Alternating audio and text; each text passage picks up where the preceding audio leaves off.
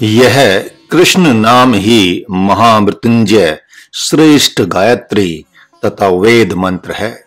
यही कृष्ण नाम महात्मा वसुदेव एवं भगवती देवकी का उद्धार करने वाला है। ऐसे दिव्य एवं पावन कृष्ण नाम वाले प्रभु के चरणों में मेरा नमस्कार है, नमस्कार है, नमस्कार है। यह कृष्ण नाम नंद बाबा एवं यशोदा मां के मन को प्रसन्न करने वाला तथा कंस, चाणूर और शिशुपाल आदि असुरों का संहार करने वाला है। इस कृष्ण नाम वाले परम समर्थ प्रभु के चरणों में मेरा नमस्कार है, नमस्कार है, नमस्कार है। यह कृष्ण नाम समस्त असुरों का संहार करने वाला तथा सबको अपनी ओर आकर्षित करने वाला है। हे विश्वरूप, हे अखिलेश्वर, हे मधुसूदन, हे आनंद कंद, हे पर ब्रह्म, आपके चरणों में मेरा बारंबार नमस्कार है। हे शिव, ब्रह्मा एवं संतों के चित्त में विहार करने वाले हे पार्थ सारथी, आपको नमस्कार है।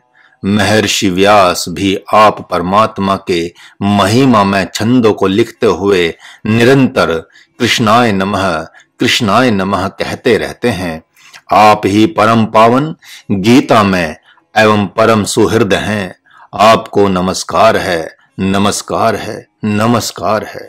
हे प्रभु, आपके चरणों में बारंबार नमस्कार करते हुए महाराज ऐसा वरदान मांग रहा है जिससे वह कृष्णायन की रचना करने में समर्थ हो सके। हे निर्वयव, विभाग रहित अनामय प्रभु, आप में किसी भी प्रकार के द्वैत की संभावना नहीं है। आपको वेद भी नहीं जानते हैं। आप जिसको जना दे वही जानता है। अतः मैं आपकी वंदना करके गीता भाष्य कर रहा हूं।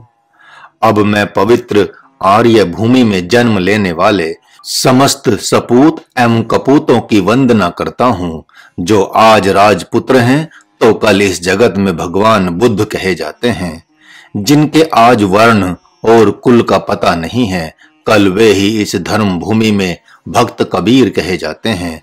आज लोग जिन्हें तुलसी कहकर पुकारते हैं, कल जब वे निर्मल वैराग्य से संपन्न हो गए और श्री रामचरितमानस की रचना कर दी तो सारे लोग उन्हें संत समझ संत शिरोमणि तुलसीदास कहने लगे। उसके उपरांत जगत के साधक, सिद्ध एवं भक्त उनकी वंदना करने लगे। फिर उनके विरुद्ध कोई नहीं रहा। कल की जो बहू है वह आज प्रभु वियोग में वियोगिनी हो जाती है, जिसे सभी योगिनी मीराबाई कहकर नमस्कार करने लगते हैं। आज के जो रत्नाकर डाकू हैं, जिनके विषय में सभी कहते हैं कि ये महापापाचारी हैं, जो दिन रात मारो काटो कहते रहते हैं, तो भी न कटी पर वस्त्र होता है और न क्षुधा तृप्ति ही हो पाती है। यद्यपि उन्होंने ब्राह्मण कुल में जन्म लिया है, तथापि उनका व्यवहार आसुरी हो गया है। वे सदा छीना झपटी, डांट डपट, काट पीट और मार मार ही करते रहते हैं। कल के दिन उन्होंने घोर जप तप करके ब्रह्म पद प्राप्त कर लिया। तब जगत में सभी उनकी वंदना करने लगे। इस प्रकार वे आदि कवि ब्रह्म ऋषि वाल्मीकि कहलाए।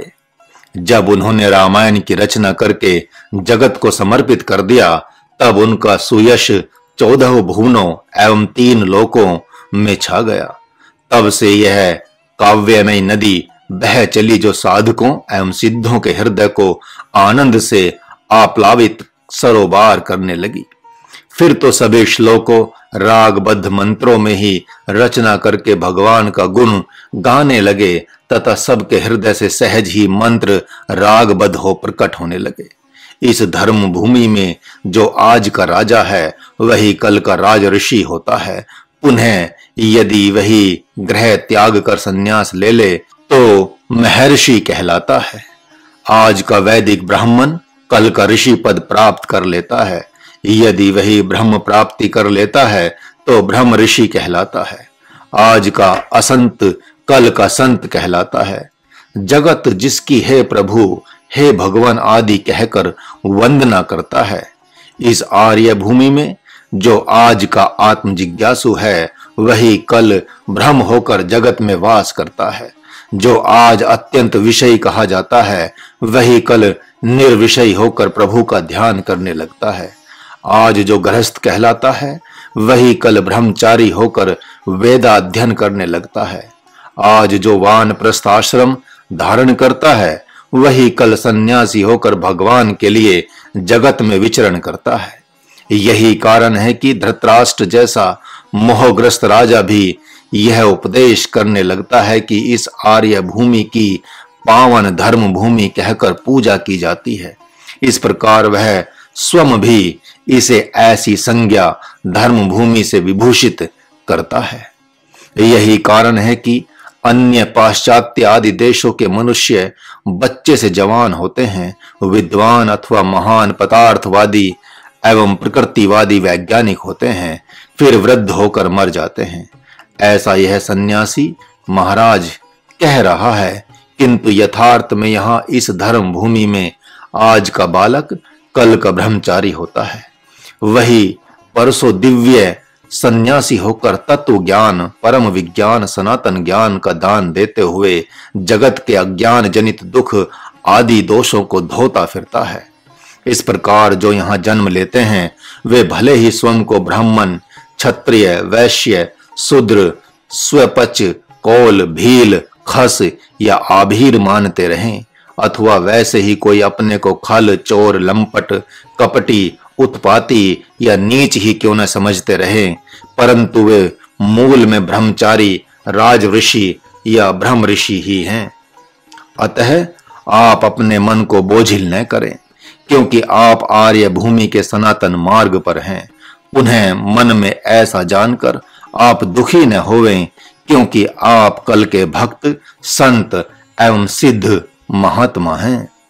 अतः हे आर्य भूमि के वरद पुत्रों, आप उठें, इस आर्य भूमि अर्थात भारत भूमि को प्रणाम करके अपने संकल्प शक्ति को धारण करें। अपनी अर्थात हृदय की दीनहीन वृत्तियों को त्याग दें, क्योंकि ये क्षुद्र वृत्तियां बड़ी घातक होती हैं। आप अपने स्वरूप में झांक कर देखें तो महत अध्यात्म और अभूतपूर्व शौर्य को अपने चित्त में छिपा हुआ पाएंगे। अतः उन्हें अवसर दें और निष्काम होकर जगत में निर्मल यश प्राप्त करें। योग, जप, तप एवं यज्ञ आदि का संपादन कर भगवान को समर्पित कर दें तथा इसके बदले एकमात्र उन्हीं को मांगे। आपके पूर्वज महात्मा अर्जुन ने भी जब भगवान की बात मानी तभी अपनी दिव्य शूरता एवं वीरता को पहचान सके। फिर तो वे युद्ध भूमि में ही आत्म जिज्ञासु बन गए और भगवत कृपा द्वारा प्राप्त ब्रह्म ज्ञान से उनके हृदय की समस्त पिपासा अर्थात प्यास शांत हो गई।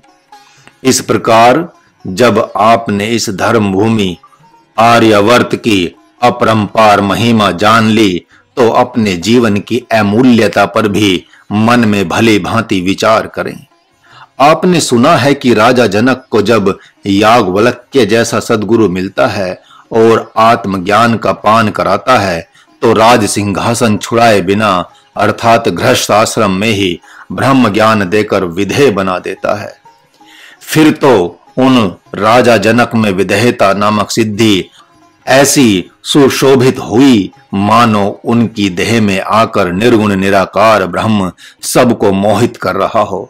और इतना ही नहीं, मानो दीनों पर दया करने वाला शुद्ध सचिदानंद भगवान ही राजा जनक के रूप में शरीर धारण कर राज्य कर रहा हो।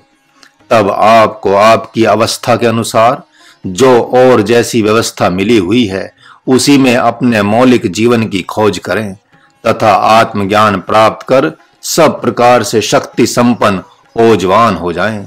आप स्वयं को राजा जनक से कम क्यों आंकते हैं? क्या आपने अपनी मां के दूध की ओर झांक कर नहीं देखा? क्या आपको अपनी आर्या मां ने दूध नहीं पिलाया कि राजा जनक की मां के दूध के सामने आपकी मां का दूध लज्जित हो रहा है? अरे भारतवर्ष की समस्त माताओं की वात्सल्यता, स्नेह एक ही समान है। यहाँ सभी माताओं को विशेष रूप से एक ही समान आदर सम्मान प्राप्त होता है, भले ही वह माँ किसी राज ऋषि जनक आदि की हो या ब्रह्म ऋषि व्यास, पराशर, कपिल की। वह श्रेष्ठ माँ भरद्वाज, वाल्मीकि, अत्रि आदि मुनियों की हो या अनुसुईया एवं योगिनी गार्गी की, अथवा शबरी, मीरा या ध्रुव, प्रहलाद आदि धैर्यवान भक्तों की। भारतवर्ष की प्रत्येक माँ जब अपने बच्चे को दूध पिलाती है तभी वह जग जननी हो जाती है। अतः आप सब भी अपनी माता के दूध को जगत जननी भगवती सीता, कौसल्या एवं यशोदा आदि के दूध के समान ही माने, जो ब्रह्म विद्या में दूध पिलाकर अशुद्ध अज्ञान का हरण कर लेती है। अतः विश्वास के साथ इस रहस्य का स्मरण कर अपनी प्रबल शक्ति अर्थात आत्म शक्ति का आवाहन करें तो कुछ ही मास या वर्षों में आप महाराज के समान हुंकार भरने लगेंगे। आपके हृदय में जिस दिन राजा जनक की भांति यह सत्य है या वह सत्य है ऐसी जिज्ञासा प्रकट हो जाएगी, उसी दिन से आप भूख प्यास और नींद को भूलकर उन्हीं के समान अति विकल हो जाएंगे। फिर आपको जगत में कुछ बोलना, सुनना या जानना नहीं भाएगा। उसी दिन अष्टावक्र जैसे परम ज्ञानी सद्गुरु भगवान प्रकट होकर हुंकार भरते हुए आपको पुकारेंगे कि हे महत आत्म जिज्ञासु, सुनो, न यह सत्य है न वह सत्य है, बल्कि ये दोनों ही असत्य हैं। जो सत्य है वह तो दूसरा ही है जो दोनों से परे कहा जाता है। तब उनके वचनों को आप सुनकर आप आश्चर्यचकित हो देखते रह जाएंगे। वाणी ही नहीं निकलेगी, महाराज सत्य ही कहता है कि तब अहर्निश एकमात्र गुरु वचन ही प्रिय लगेगा। अतः आप ऐसा क्यों सोच बैठे हैं कि मेरे जैसा जगत में कोई विषय है ही नहीं। मैं ऐसा कामी, क्रोधी एवं पद दलित हूं तो फिर विधेयराज जैसा कैसे बन सकता हूं। मन में महा मोह समाया है, फिर गुडाकेश को चित्त में आदर्श रूप में कैसे धारण करूं। मैं अपनी था कि कितने पानी में हूं भली भांति जानता हूं कि ऋषि महर्षि नहीं बन सकता। आप क्यों नहीं विचार करते कि जिस खेत में विशेष घास होती है उसी भूमि में अन्न उपजने की भी विशेष संभावना होती है। ऊसर खेत में डाला हुआ बीज तो जमता ही नहीं। इसी से तो अनार्य जिन्होंने भारत भूमि पर जन्म नहीं लिया सदैव भटकते रहते हैं, क्योंकि उनके हृदय में ब्रह्म इच्छा रूपी बीज कभी प्रकट होता ही नहीं जिससे कि वे डुबकी लगाएं। वे सत्य असत्य की खोज कभी नहीं करते हैं, अपितु सनातन मार्ग से भ्रष्ट मनोकल्पित धर्म में मोहित होते रहते हैं। मैं सत्य कहता हूं कि आपके हृदय में नीति है, धृतराष्ट्र के समान अनीति है। आप उनके समान गए बीते तो है नहीं, फिर मन में शोक संताप क्यों कर रहे हैं। जब व्यास मुनि ने उस नेत्रहीन की गीता सुनाकर पावन बना दिया और उनके जैसे को ये ऋषि सार्थक बना सकते हैं, तो आप स्वयं को निरर्थक क्यों समझते हैं। आप आर्य भूमि में जो भी सिद्ध संत और भक्त हैं उनके बहुत काम आ सकते हैं, इसलिए स्वयं को असंत न समझें। मोहग्रस्त धृतराष्ट्र भी जब कुछ गहरे में उतरकर विशेष चिंतन करते हैं तो आर्य भूमि को धर्म भूमि की संज्ञा देते हैं। वह इसलिए कि यहाँ प्रत्येक घर यज्ञशाला है, जिसमें माताओं का गर्भ विशाल यज्ञ कुंड है, जिसमें वे जप तप और योग रूपी समिधा को डालती हैं और यथासंभव यथा समय उस गर्भ रूपी यज्ञ कुंड में श्रेष्ठ योग रूपी अग्नि जला देती हैं। धर्मपति ही उस यज्ञशाला के पुरोहित वृंद हैं जो अहर्निश एकमात्र सच्चिदानंद भगवान के ध्यान भजन में लगे रहते हैं। वे पावन वीर्य की गर्भ रूपी कुंड में आहुति देकर यहाँ श्रेष्ठ पुत्रों को जन्म देते हैं, जो बालक परम ओजस्वी, तेजस्वी, जपी तपी योगी तथा अपने कुल की वृद्धि एवं रक्षा करने वाले गोरक्षक देवताओं तथा संतों के सेवक होते हैं। एवं दीन जनों की तो आत्मा ही होते हैं। इसी धर्म भूमि में सूर्य वंश के अंतर्गत भगवान श्री राम का अवतरण हुआ, जिनसे मृत्यु का वरदान मांगकर दशग्रीव रावण अपने धाम सिधार गया। जिस धर्म भूमि में दुर्योधन, शिशुपाल, जरासंध और कंस जैसे दुरात्मा भक्तों के हितार्थ चंद्र वंश के भूषण स्वरूप भगवान श्री कृष्ण चंद्र आनंद कंद को प्रकट कर लेते हैं, जिन भगवान से मृत्यु मांगकर भी आनंद ही प्राप्त होता है, तो आप मौन होकर गुरु का अपमान क्यों कर रहे हैं? आप भी अर्जुन के सदृश्य शरणागत हो जाएं और अति प्रेम पूर्वक अपने धर्म की दुहाई देकर भव सागर से पार हो जाएं। आप अपनी श्रद्धा भक्ति से उन्हें सुखद ध्यान समाधि और परम पावन आत्मज्ञान देने के लिए बाध्य कर दें। महाराज कहता है कि हे साधक गण, इस भूमि की तो असुर भी निंदा नहीं करते। रावण, कुंभकर्ण और लंकनी आदि समस्त असुर भी इस धर्म भूमि की महिमा को भली भांति जानते हैं। इस भूमि पर उन्हें इतना विश्वास है, तभी तो वे यहीं आकर जप तप संपन्न करते हैं। समस्त असुर शक्ति केंद्र के इस सुंदर बाड़े को सर्वथा उपयुक्त स्थान जानकर अपने समस्त शुभ कर्मों, योग, जप तप आदि का अखाड़ा बनाते हैं। जगत का ऐसा कौन महापुरुष है जिसने इसे आध्यात्मिक शक्तियों का केंद्र न माना हो? अरे कहां तक कहा जाए, महामूर्ख एवं नास्तिक भी इस धर्म भूमि की महिमा को जानते हैं। यदि एक बार आप अपने मौलिक रूप को जानकर उसे संवार लेना चाहते हैं, तो आप पाएंगे कि यहाँ की वायु ब्रह्म विद्या लेकर सरसराती हुई बहती रहती है। यहाँ जल में अमृत रस का वास है और अग्नि ब्रह्म रस से सुशोभित होती है। यहाँ पर भगवान सूर्य नारायण ब्रह्म विद्या की बरसात करते हैं और यहाँ की मिट्टी भी शक्ति अर्थात भगवती सीता को प्रकट करती है। यहाँ पर जो अन्न, फल, औषधि उपजती है, उनको खाने पीने से ब्रह्म विचार आता है। यहाँ ऋषिगण गौ माता को भगवत स्वरूप समझकर प्रणाम करते हैं तथा देवता एवं राजागण उसकी सेवा करते हैं। गौ माता दूध के बहाने ब्रह्म विद्या की बरसात करती है। पुनः वह अपने भक्तों को ब्रह्म विद्या के साथ साथ नित्य ब्रह्म शक्ति देकर अति हर्षित होती है। महाराज का कहना है कि फिर आप क्यों निराश हो रहे हैं? धैर्य धारण करें।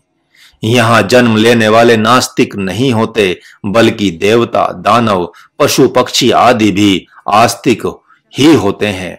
कोई यहाँ निर्गुण तो कोई सगुण को मानता है और कोई तो देवी देवताओं की ही उपासना करता है। असुरों में भी कोई ब्रह्मा जी का ध्यान करता है तो कोई रात दिन भगवान शिव का ही गुणगान करते हुए मनोवांछित फल प्राप्त कर लेता है। इस प्रकार सभी अपने अपने इष्ट की उपासना करते हैं। कोई भक्त यहाँ गणेश भगवान और कोई भक्त हनुमान जी को पूजता है तो कोई भगवान विष्णु की उपासना करता है। यहाँ भगवान दत्तात्रेय और प्रभु श्री राम ने अवतार लेकर धर्म का सांगोपांग प्रचार प्रसार किया है। अरे इतना ही नहीं, यहाँ के लोग तो पत्थर को भी पूजा करके उसमें से आनंद घन परम ब्रह्म को प्रकट कर लेते हैं। यहाँ कोई माँ दुर्गा तो कोई सरस्वती एवं कोई भगवती काली तथा कोई सात्विक तंत्र मंत्रों की उपासना करता है। इतना ही नहीं, यहाँ के भक्त तो पशु, पक्षी, नदी, पहाड़ एवं वृक्ष आदि सब की उपासना करते हैं और कहते हैं कि सभी ब्रह्म हैं। ऐसा विश्वास करके अब आप सब ध्यान पूर्वक कृष्णायन सुने। मुझे भी आप सब पर बहुत भरोसा है कि इसको समझ बूझकर पाठ करके भवसागर पार कर जाएंगे।